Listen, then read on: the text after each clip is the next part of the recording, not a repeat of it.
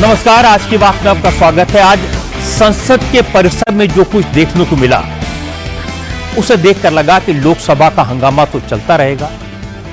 विपक्ष के हंगामे के कारण मॉनसून सेशन वॉश आउट हो जाएगा, क्योंकि आज भी लोकसभा की कार्रवाई बिल्कुल नहीं चली। अब मॉनसून सेशन के सिर्फ 2 दिन बचे हैं और विपक्ष सरकार की बात सुनने के लिए तैयार नहीं है। इसलिए अब सत्ता पक्ष ने भी झंडे बैनर उठा लिए। एनडीए के सांसद भी आज मैदान में उतर आए। आज संसद परिसर में एनडीए और विपक्ष के एमपीज आमने सामने आ गए, एक दूसरे के खिलाफ जमकर नारेबाजी की।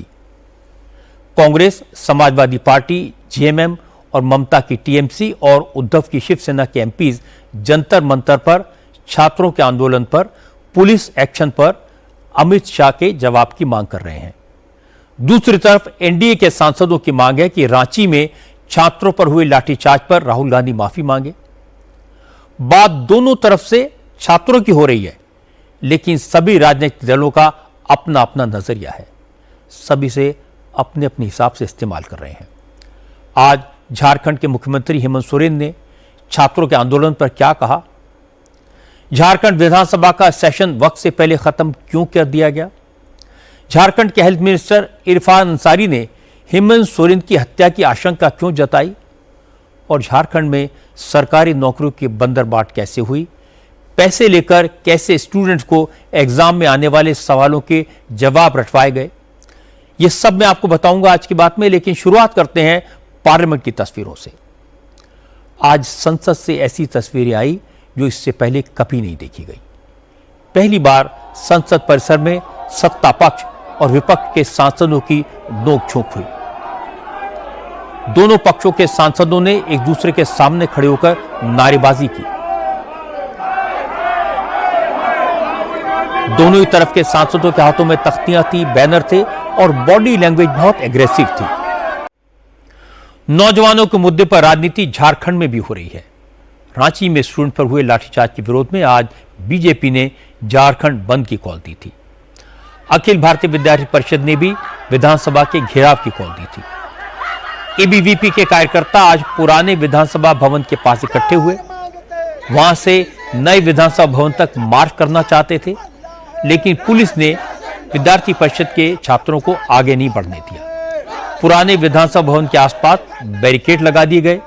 दफा 163 लागू कर दी गई। पुलिस छात्रों को डिटेन करने के लिए पहले बसों का इंतजाम किया हुआ था। इसीलिए जैसे ही एबीवीपी के कार्यकर्ताओं ने आगे बढ़ने की कोशिश की तो पुलिस ने छात्रों को हिरासत में ले लिया। आज अमेरिका से बड़ी खबर आई। अमेरिका की कोर्ट में भारत के सबसे अमीर इंडस्ट्रियलिस्ट गौतम अडानी के खिलाफ सारे केसेस आज हमेशा के लिए बंद हो गए।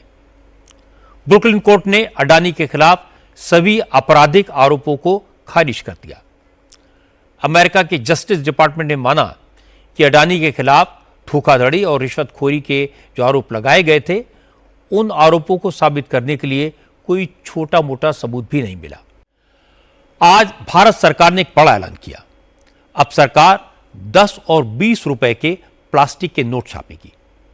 आज वित्त राज्य मंत्री पंकज चौधरी ने लोकसभा में एक सवाल के लिखित जवाब में यह जानकारी दी। पंकज चौधरी ने बताया कि रिजर्व बैंक ने पायलट प्रोजेक्ट के तौर पर 10 और 20 रुपए के प्लास्टिक के नोट छापने का प्रस्ताव भेजा था, जिसे सरकार ने मंजूर कर लिया है। इस खबर को रिजर्व बैंक के गवर्नर संजय मल्होत्रा ने भी कंफर्म किया। पता चला कि सरकार ने फिलहाल प्लास्टिक के 100 करोड़ 10 के नोट और 100 करोड़ 20 के नोट प्रिंट करने को मंजूरी दी है। इसके लिए टेंडर भी जारी हो गया है। 18 अगस्त तक टेंडर भरा जा सकेगा। अब बात वंदे मातरम पर हो रही सियासत की। आज प्रेसिडेंट द्रौपदी मुर्मू ने वंदे मातरम बिल पर साइन कर दिए। अब देश के हर नागरिक को राष्ट्रगीत वंदे मातरम का उसी तरह सम्मान करना होगा जैसे राष्ट्रगान जन गण मन का करना होता है। सभी सरकारी कार्यक्रमों में जन गण मन के साथ वंदे मातरम का गायन भी होगा। इस बार स्वाधीनता दिवस के मौके पर लाल किले की प्राचीर से भी वंदे मातरम गाया जाएगा। प्रधानमंत्री नरेंद्र मोदी की स्पीच से पहले वंदे मातरम के पूरे 6 स्टेंजा गाए जाएंगे। सरकार का कहना है कि यह फैसला इसलिए भी अहम है क्योंकि इस साल वंदे मातरम गीत के 150 साल पूरे हो रहे हैं। इसलिए आज़ादी के दिन का थीम भी वंदे मातरम रखा गया है। लाल किले पर जब पहली बार वंदे मातरम गाया जाएगा उस समय इंडियन एयरफोर्स के MI-17 हेलीकॉप्टर से लोगों पर फूलों की बारिश की जाएगी। उस हेलीकॉप्टर पर वंदे मातरम का बैनर लगा होगा। सरकार की तैयारी पूरी है, लेकिन इसका विरोध भी शुरू हो गया। वंदे मातरम को लेकर सबसे ज्यादा राजनीति महाराष्ट्र में हो रही है। कांग्रेस के नेताओं ने आरोप लगाया कि सरकार मुसलमानों को परेशान करने के लिए जबरदस्ती वंदे मातरम थोपना चाहती है। इसके पीछे देश प्रेम नहीं, बीजेपी का रिलीजियस एजेंडा है। लेकिन deputy chief minister Eknath Shinde ने कहा, यह हैरानी की बात है कि कुछ लोगों को राष्ट्रगीत में धर्म दिखाई दे रहा है। ऐसे लोगों को मजहबी चश्मा उतारकर देश के बारे में सोचना चाहिए। विपक्ष के नेता वंदे मातरम पर बयानबाजी कर रहे हैं, लेकिन प्रधानमंत्री नरेंद्र मोदी ने देश के नौजवानों को एक नया टास्क दिया। आज मोदी ने इंस्टाग्राम पर एक वीडियो पोस्ट किया जिसमें प्रधानमंत्री ने नौजवानों से हर घर तिरंगा अभियान में बढ़ चढ़कर हिस्सा लेने की अपील की है। मोदी ने हर घर तिरंगा, हर मन तिरंगा का नारा दिया और लोगों से कहा कि आजादी के जश्न में हर देशवासी शामिल हो, सब मिलकर स्वतंत्रता संग्राम के सेनानियों को श्रद्धांजलि दें और विकसित भारत का संकल्प लें।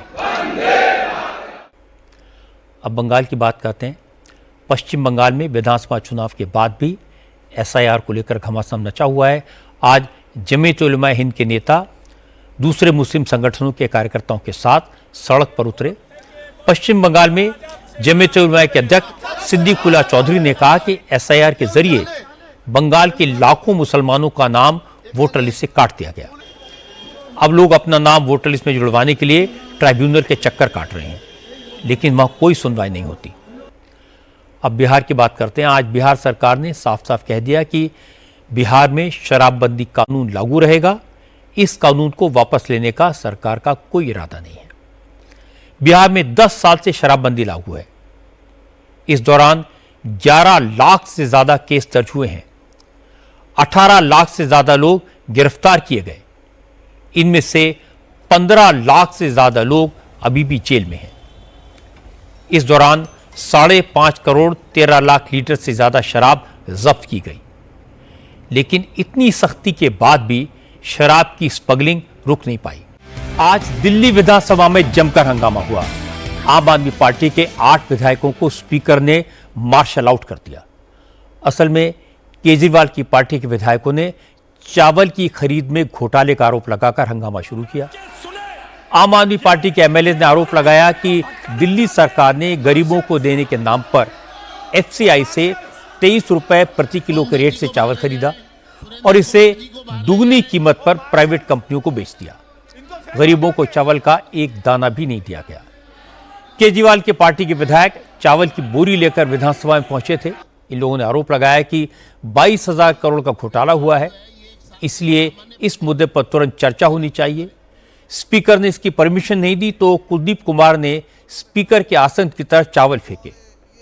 इस पर हंगामा शुरू हो गया और स्पीकर ने मार्शल्स को हंगामा करने वाले आम आदमी पार्टी के विधायकों को सदन से बाहर करने का आदेश दे दिया।